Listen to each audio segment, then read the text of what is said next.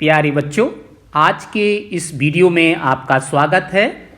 The vision of success in the board examination की श्रृंखला में आज हम एक और इम्पॉर्टेंट क्वेश्चंस का वीडियो लेके आए हैं और आज हम इस वीडियो में एप्लीकेशन ऑफ ट्रिग्नोमेट्री के एक इम्पॉर्टेंट क्वेश्चंस की चर्चा करेंगे। तो dear, let us start and here is the first question. The angle of elevation of the top of a building from the foot of a tower is 30 degree and the angle of elevation of the top of the tower from the foot of the building is 60 degree. If the tower is 50 meter high, find the height of the building. तो इस question के statement से आप क्या समझ रहे हैं? ध्यान देने वाली बात है कि यहां पे दो चीजें आपको दी हुई हैं। एक तो आपके पास बिल्डिंग है और दूसरा आपके पास टावर है, और टावर का जो हाइट है वो कितना है? 50 मीटर का है। और आपको बताना क्या है कि ये जो बिल्डिंग है, इस बिल्डिंग का हाइट कितना होगा। ठीक है, तो यहाँ पे दो चीज़ें हो गई, टावर हो गया और बिल्डिंग हो गई, और दो एंगल दिए हुए हैं और दोनों ही एंगल ऑफ एलिवेशन है। एंगल ऑफ एलिवेशन का मतलब दोनों ही नीचे बनेंगे। तो यहाँ पे ये दोनों ध्यान देने वाली बातें हैं। अब बिल्डिंग है और टावर है, तो उस बिल्डिंग के टॉप और फुट से एंगल बन रहा है। इसका मतलब वन साइड आपका टावर होगा और सेकंड साइड आपका बिल्डिंग होगा। तो चलिए इस क्वेश्चन का डायग्राम कैसे बनेगा, आइए देखते हैं। सबसे पहले आप यहां एक बार स्टेटमेंट को और समझ लीजिए।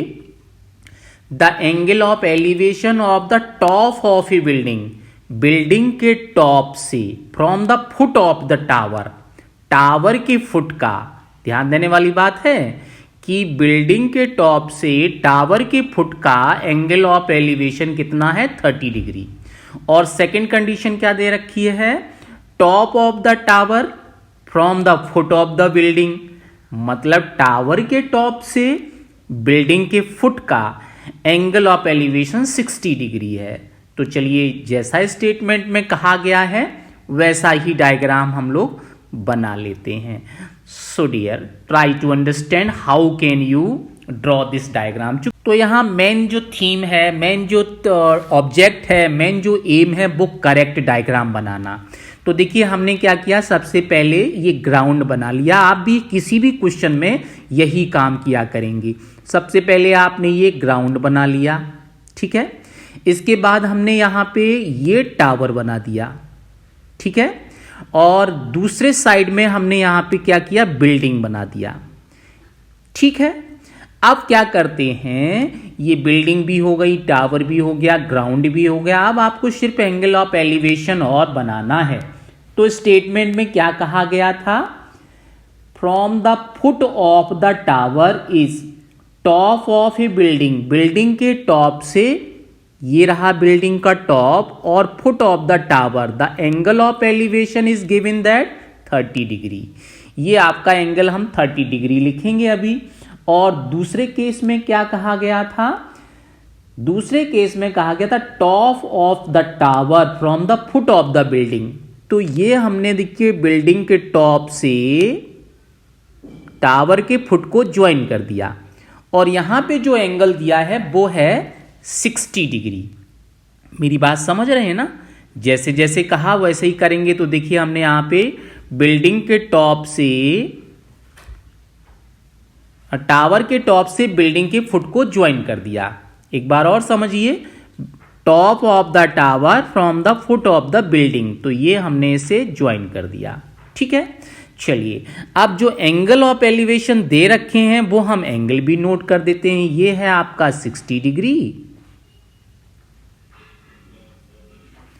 और दूसरा एंगल है आपका 30 डिग्री, ठीक है। और हमने अब क्या किया, ये जो टावर है उसको हमने लिख दिया CD, और जो बिल्डिंग है वो हमने लिख दी AB। कुछ भी लिख सकते हैं, वी आर फ्री। इसे लिखने के लिए हम कुछ भी लिख सकते हैं। Let the height of the tower जो दे रखी है वो है 50 मीटर, तो हमने इसको ले लिया 50 मीटर।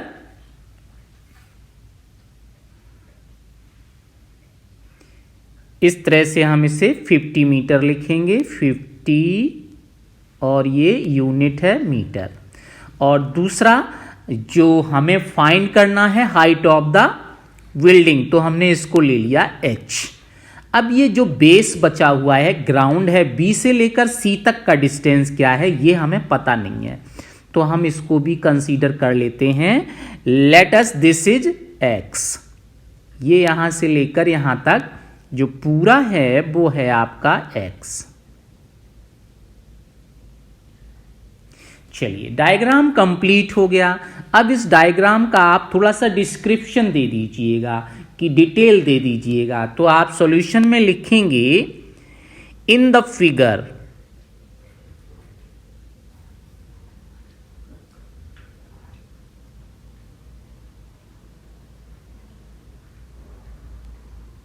फिगर में क्या क्या दिया हुआ है।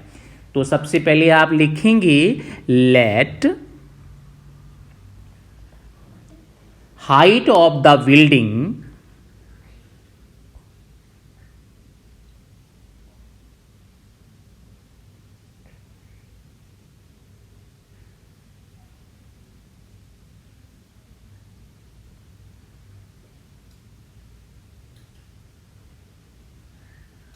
बिल्डिंग का जो हाइट है वो आपने क्या ले लिया, बिल्डिंग आपकी AB है तो आप लिखेंगे AB equal to H metre. ठीक है। और सेकंड थिंग्स क्या है, टावर जो है वो टावर कौन सी है, CD है, तो आप लिखेंगे let CD be the tower and let CD be the tower.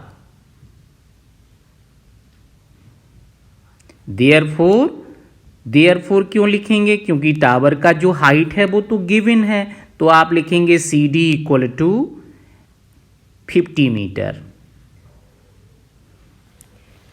इसके बाद जो एंगल दिया है वो आप एंगल भी लिख सकते हैं। Angle is given that angle BCA, angle BCA is given that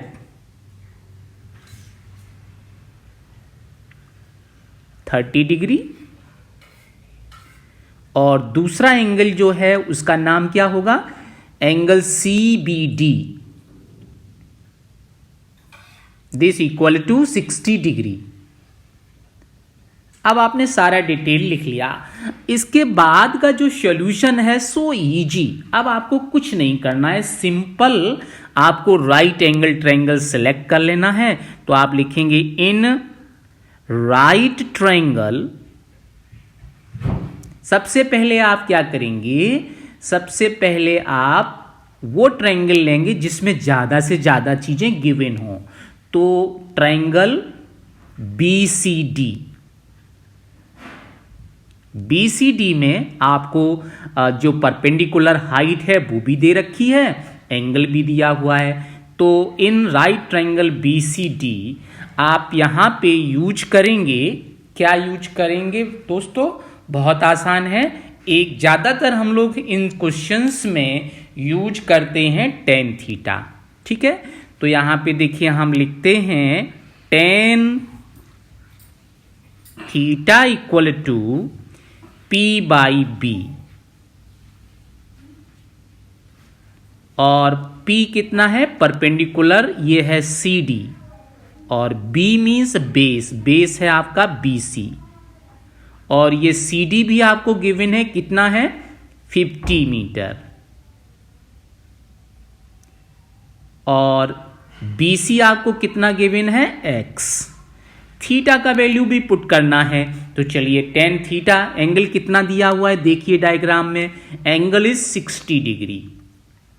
तो हम यहां पे ये लिखते हैं angle 60 degree. So dear, it is tan 60 degree equal to 50 meter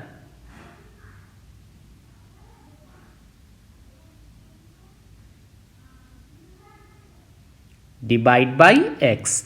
और tan 60 डिग्री का वैल्यू कितना होगा? √3। √3 equal to 50 metre divide by x। या यहां से x का वैल्यू कितना आ जाएगा?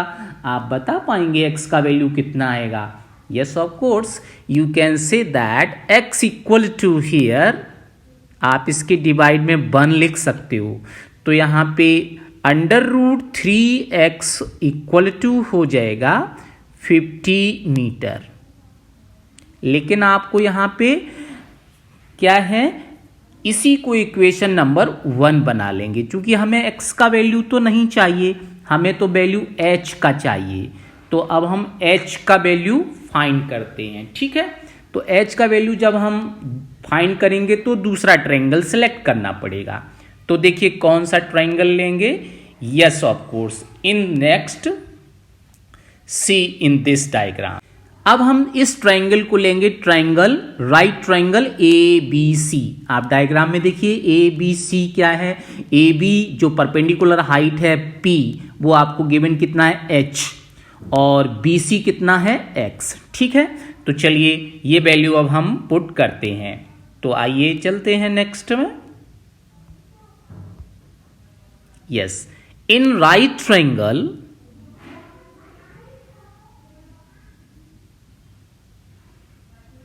ABC, फिर से वही tan theta equal to same ही चीज यूज करेंगे P/B, और P कितना है? परपेंडिकुलर। आप डायग्राम में देख लीजिए P कितना है? परपेंडिकुलर हाइट होता है, ये है AB, है ना। और B कितना है? बेस आपका है BC। AB/BC लिखेंगे, और AB का वैल्यू डायग्राम में H है, BC का वैल्यू X है। तो चलिए ये वैल्यू आप फटाफट पुट कर दीजिए। तो देखिए ये आपका हो जाएगा AB/BC, और AB का वैल्यू है H, H/BC का वैल्यू कितना है? X। थीटा का वैल्यू बता दीजिए दोस्तों कितना था? tan 30 degree equal to H/X। tan 30 degree का वैल्यू 1/√3 इक्वल टू H/X। यहां से क्रॉस मल्टीप्लाई कर दो दोस्तों, तो क्या आ जाएगा? X equal to H√3। ठीक है, तो ये x का वैल्यू अब हम सीधा इक्वेशन नंबर 1 में पुट करेंगे। हमें यहाँ पे इक्वेशन नंबर 2 लिखने की जरूरत नहीं है, हम सीधा ये वैल्यू कहाँ ले चलेंगे? सीधा ये वैल्यू हम लेके आएंगे, यहाँ पे पुट करेंगे x की जगह पर।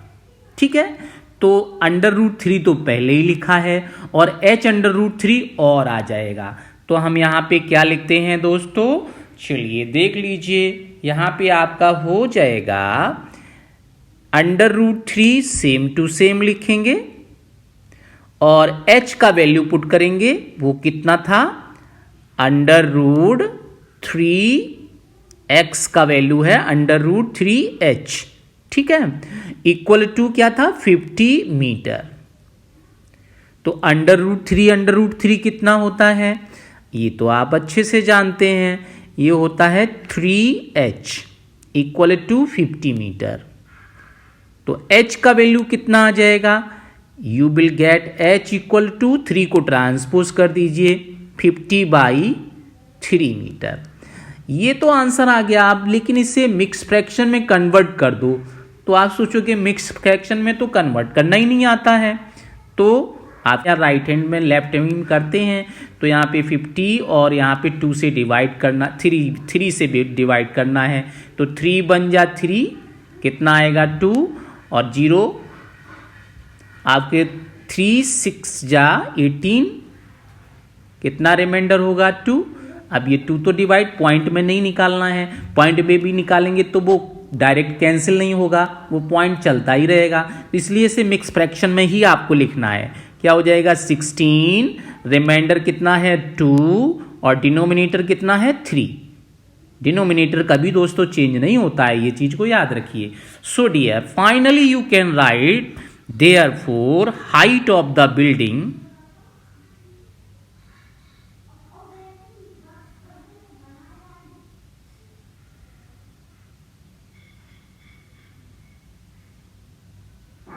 equal to 16 and 2/3 meter. So now finally you can write this is the answer of this question. यही पूछा गया था। आंसर लिखना बिल्कुल नहीं भूलेंगे क्योंकि आंसर का हाफ मार्क्स होता है। ठीक है। So dear thank you and wish you all the best.